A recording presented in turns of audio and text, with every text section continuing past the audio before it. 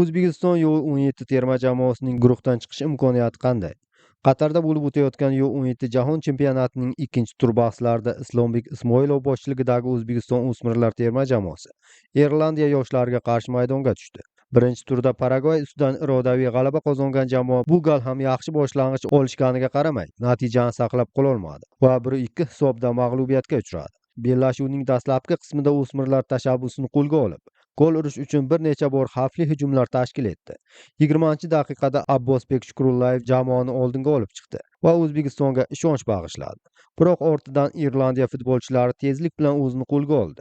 33-daqiqada Gerdi Makdonel hisobni tenglashtirdi.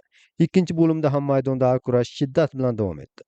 O'zbekiston o'smirlari bir necha bor raqib darvozasiga xavf soldi, ammo zarbalarga aniqlik yetmasligi sababli golga aylanmadi. 75-daqiqada esa irlandiyalik Mikael Nunan jarima maydoni yaqinidan jamoasiga g'alaba keltiruvchi golni urdi. Uchrashuv 2-1 hisobda Irlandiyaning foydasiga yakunlandi. Bu natija orqali Irlandiya o'smirlar terma jamoasi 2 g'alaba bilan 6 ochko to'plab, guruhda peshqadamlikni mustahkamladi. O'zbekiston o'smirlari esa 3 ochko bilan ikkinchi pog'onada qoldi. Shu bilan birga birinchi turda terma jamoaga mag'lub bo'lgan Paragvay Panamani 2-1 hisobda yengdi va 3 ochko bilan 3-o'ringa ko'tarildi. Panama esa hali ochko to'play olmagan holda guruhning so'nggi pog'onasida qoldi. Islombek Ismoilov shogirdlari uchun keyingi o'yin hal qiluvchi ahamiyatga ega bo'ladi.